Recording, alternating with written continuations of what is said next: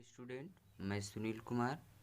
आज हम कक्षा 12वीं मैथ के बारे में पढ़ेंगे, जिसमें फर्स्ट अध्याय संबंध एवं फलन है। क्लियर है स्टूडेंट?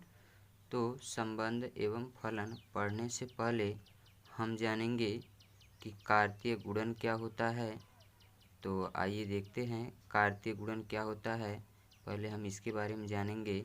तो हम मानेंगे कि माना कोई ए सेट है जिसमें अवयवों की संख्या 1, 2, 3 है, और कोई दूसरा सेट है हमारा जिसमें अवयवों की संख्या 7, 8 और 9 है। क्लियर है स्टूडेंट? अब इन दोनों सेट को हम क्या करेंगे, कार्तीय गुणन निकालेंगे लेके। तो जब कार्तीय गुणन निकालेंगे तो हम क्या करेंगे, ए गुना बी को हम कहते हैं कार्तीय गुणन। तो क्या करेंगे, ए का यहाँ से सभी अवयव रख देंगे और गुना बी का सभी अवयव जो है उसको रख देंगे। क्लियर है स्टूडेंट? इसके बाद देखिए, ए का जो सभी अवयव है उसको हम क्या करेंगे, क्रम वाइज बी के सभी अवयव से गुना करेंगे, मतलब कार्तीय गुणन करेंगे। क्लियर है? तो देखिए, एक का जब हम 7 के साथ करेंगे तो 1 और 7 आएगा। क्लियर है? इसको हम कहते हैं क्रमित युग्म। क्रमित युग्म का मतलब होता है दो समुच्चयों के अवयव को रखा जाए जोड़ा बना के। तो देखिए, एक इससे है इस सेट से, और दूसरा 7 जो है वो बी सेट से मिला है, और मिल के ये क्या बना है, क्रमित युग्म। क्लियर है?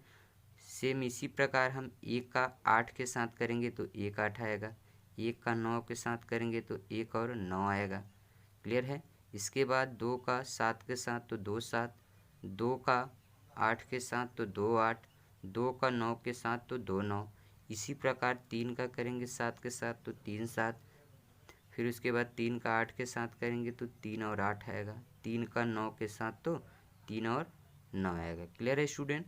तो इस तरह हम क्या करते हैं, दो समुच्चयों को एक साथ लेके हम क्या करते हैं, कार्तीय गुणन निकालते हैं। तो ये सभी क्या है, हमारे कार्तीय गुणन है। क्लियर है? अब देखिए स्टूडेंट, इसमें इस कार्तीय गुणन में दो अवयव को मिला के क्रमित युग्म बनाए गए हैं, अर्थात ये सभी क्या है, क्रमित युग्म है। अभी इस क्रमित युग्म में देखिए 2 अवयव आए हैं सभी में, और देखिए सभी क्रमित युग्म में जो फर्स्ट अवयव है सभी किससे बिलोंग करेंगे, समुच्चय ए से। क्लियर है? और जो सेकेंड हमारे अवयव हैं 7 8 9 7, ये सभी समुच्चय बी से बिलोंग करेंगे। क्लियर है? तो यहाँ पे देखिए हमने लिखा कि पहला अवयव पहले समुच्चय से मिलेगा, और दूसरा अवयव जो सभी में है वो दूसरे समुच्चय से मिलेगा। क्लियर है? तो अब हम आते हैं संबंध क्या होता है उसके बारे में जानेंगे। स्टूडेंट, संबंध क्या होता है अब हम उसको जानेंगे। संबंध मीन्स होता है रिलेशन।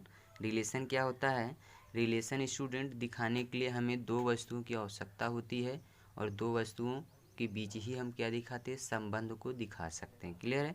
तो देखिए यहाँ से हम डिफिनीशन इसका कैसे देंगे संबंध का। संबंध हमेशा दो वस्तुओं के बीच होता है। क्लियर है? दो वस्तुओं के बीच संबंध होता है। फॉर एग्जाम्पल के लिए हम समझ सकते हैं सोहन मोहन का पिता है। तो यहाँ पे हमने दो वस्तु लिया और इन दोनों वस्तुओं के बीच कैसा संबंध है, पिता और पुत्र का। क्लियर है? दूसरा एग्जाम्पल हम ले सकते हैं, रेखा ए बी पी क्यू पर लंब है। तो यहाँ देखिए दो वस्तु हो गए और इन दोनों वस्तुओं पर कैसा संबंध है, लंब होने का। क्लियर है? तीसरा हम ले सकते हैं एग्जाम्पल, यक्स वाई के समांतर है। तो यहाँ पे कैसा संबंध दिखा रहा है, समांतर होने का। क्लियर है? इसके बाद देखिए, अब इस संबंध को समझने के लिए हम मैथमेटिकली कैसे इस संबंध को प्रूव करेंगे हम उसको जानेंगे। तो मैथमेटिकली संबंध को प्रूव करने के लिए हम क्या करेंगे, उसी समुच्चय को मानेंगे जो अभी ऊपर हमने दो समुच्चय माना था। ए बराबर उसमें अवयवों की संख्या 1 2 3 था, और बी बराबर कोई हमने समुच्चय माना था जिसमें अवयवों की संख्या 7 8 और 9 था। क्लियर है? अब इन दोनों समुच्चयों के बीच हम क्या दिखाएंगे, संबंध को दिखाएंगे। क्लियर है? और इन दोनों समुच्चयों के बीच एक हमें संबंध दिया है, रिलेशन। रिलेशन को आर से दिखाते हैं। रिलेशन बराबर क्या दिया है, एक क्रमित युग्म ए बी क्या है, ये समुच्चय ए में जितने सभी अवयव आए हुए हैं वह किससे मिलेंगे, स्मॉल ए से, और समुच्चय बी में जो सभी अवयव हैं वह किससे मिलेंगे, स्मॉल बी से। क्लियर है? तो हमें रिलेशन क्या दिया है, ए बराबर कोई क्रमित युग्म ए बी है और उसमें जो फंक्शन दिया है वो b बराबर दिया है a+5 दिया है। For all small a belong capital A, मतलब कि ये जो सभी अवयव हैं स्मॉल a के मान हैं वह किस में मिलेंगे, कैपिटल A में। और यहाँ पे small b belong capital B, मतलब ये जो स्मॉल b के सभी मान हैं वह कैपिटल B में मिलेंगे। तो आइए हम देखते हैं। तब हमें फंक्शन क्या दिया था, b बराबर a+5 दिया, तो यहाँ से हम लेके चलेंगे b = a+5।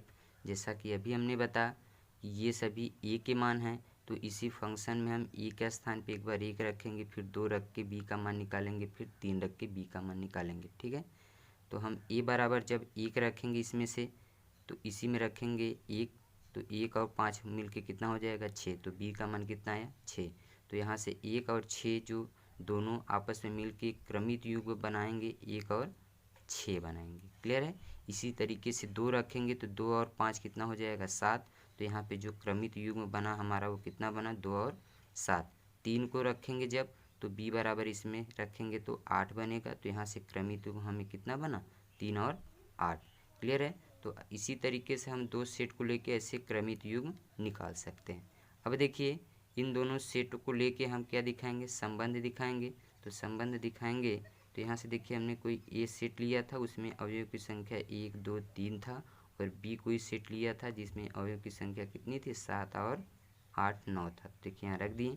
अब देखिए अब हम संबंध दिखाएंगे, तो जब a बराबर 1 लिया था तो b का मान कितना आया था 6 आया था। तो a बराबर 1 पर b का मान क्या 6 इसमें दिख रहा है, नहीं दिख रहा है, तो हम कह सकते हैं a बराबर 1 पर जो 6 आया संबंध वो b से बिलोंग नहीं कर रहा है। मतलब जो सेट a में अवयव 1 था वह सेट b के अवयव से बिलोंग नहीं कर रहा है, तो यह हमारा संबंध नहीं दिखा रहा है। क्लियर है।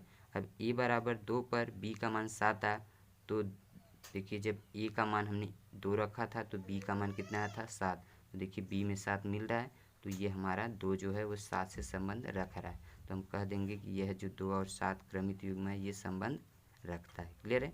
इसी तरीके से जब हम a बराबर 3 रखें तो b का मान कितना है 8 है, तो एक क्रमित युग्म हमारा बन गया 3 और 8 बन गया। तो यहाँ से देखिए जो संबंध दिखा 3 और 8, तो ये भी हमारा क्या है संबंध है। तो इस तरीके से हम रिलेशन दिखा देंगे, संबंध 2 7 और 3 8 को दिखा देंगे। क्लियर है। तो इस तरीके से हम क्या करते हैं कि दो समुच्चय को लेके हम संबंध दिखा सकते हैं। क्लियर है। अब देखिए इसके बाद ये r बराबर 2 7 आया और उसके बाद 3 और 8 है, तो हम कह सकते हैं कि जो संबंध हम किसी समुच्चय का निकालते हैं वह देखिए कार्तीय गुणन में क्या कर रहा है, मिल रहा है कि नहीं, 2 7 और 3 8। तो जब मिल रहा है तो हम कह सकते हैं कि